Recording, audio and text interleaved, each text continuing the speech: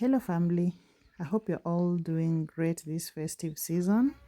The merrymaking season has begun, and this is a time that can get really lonely for some of us, like those in foreign lands and people who've lost parents or close relatives.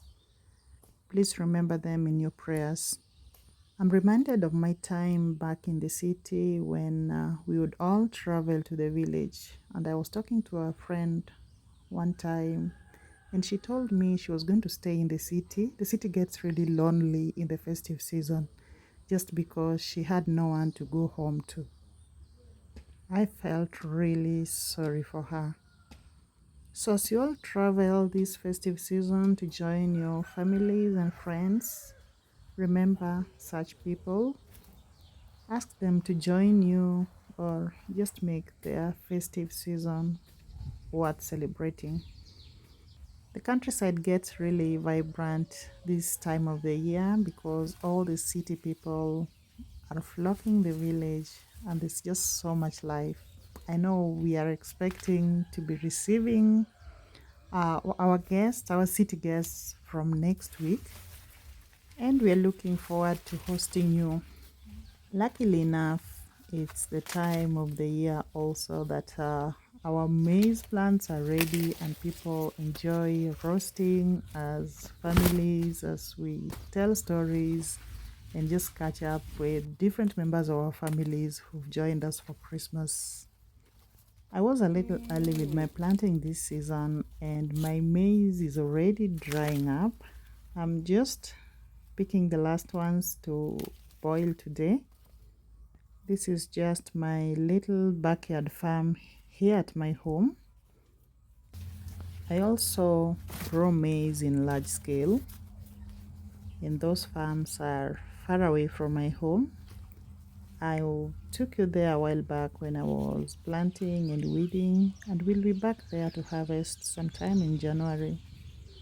So allow me to enjoy the last of the green maize because after this they're all going to dry up and then we shall be using them for our staple food, which is ugali, which is made from dry maize that is milled into flour. Every time I'm in the garden I always pick out some vegetables for my chickens. Chicken eat almost anything, so I always share my farm produce with them and I mix it with the kitchen scraps. One of the questions I get asked most is what my chickens feed on. So today I'm going to share that process with you. Just stick around and we are going to make the chicken feed together. I'm also learning a lot from you guys. Someone reminded me to break out this part of the banana because it slows down the growth, and that's what I'm doing. It is a beautiful day and the cows look so cute out in the fields. The weather is perfect, the rains have subsided, and things are just looking beautiful. I'm expecting a delivery of some building materials. Unfortunately, the supplier is taking me in circles. I'm just not sure if they're gonna deliver today. If they don't deliver today, then I will be expecting them tomorrow. Meanwhile, I'm gonna just prepare my maize and boil them. I love boiled maize, but I think I prefer the roasted maize. This is a product of cross-pollination. You remember when planting, I did plant both yellow and white maize. I had put them separately, but I realized I have mixed colors in some of the maize cobs, and I think they look pretty like this. There are so many pollinators here. There are so many birds, there are so many bees. So cross-pollination is something I was expecting, and I'm in love with the outcome.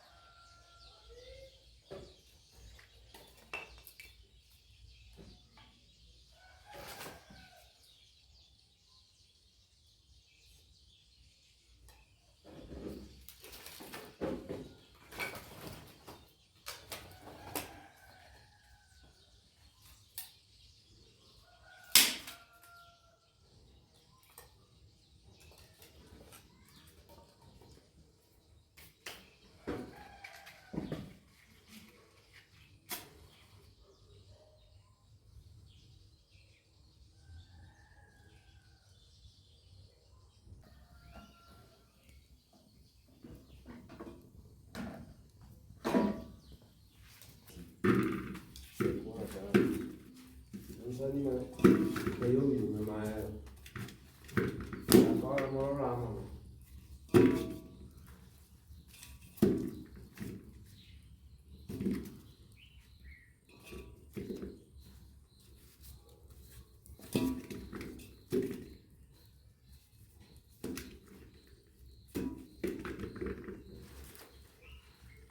Cái túi luôn được rồi.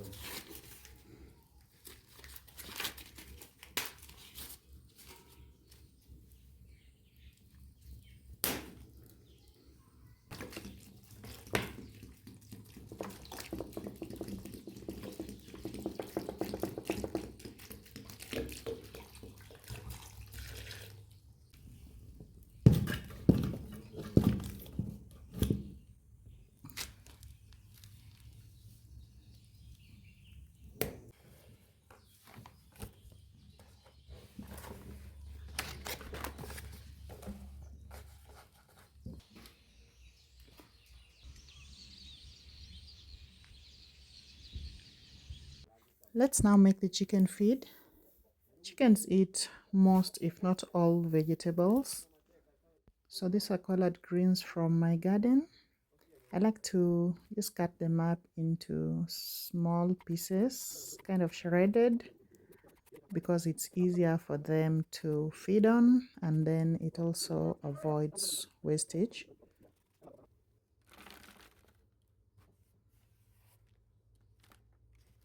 Chickens both feed on meat and vegetables, so any kind of kitchen scraps would be ideal for them.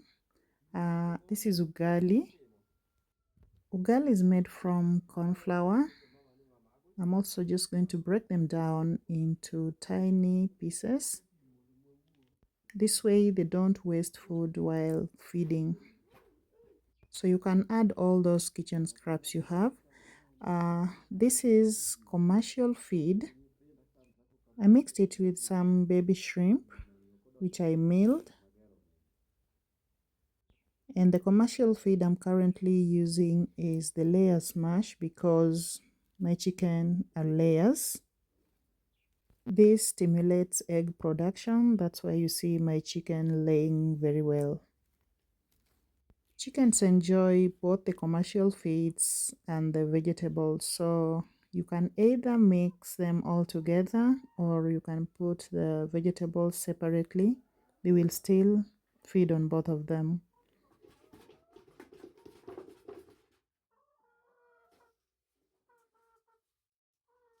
I don't overfeed my chicken.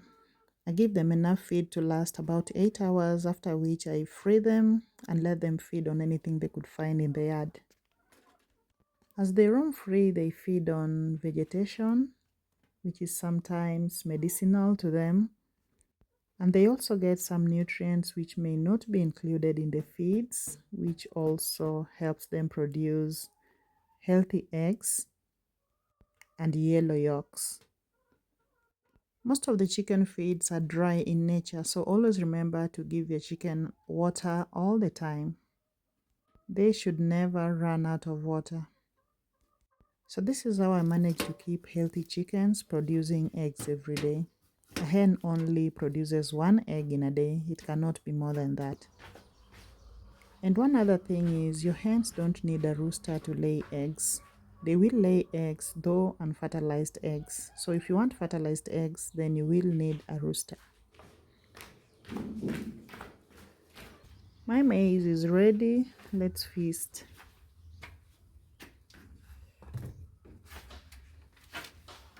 The yellow maize is always sweeter than the white ones, so I always prefer to go for the yellow ones first.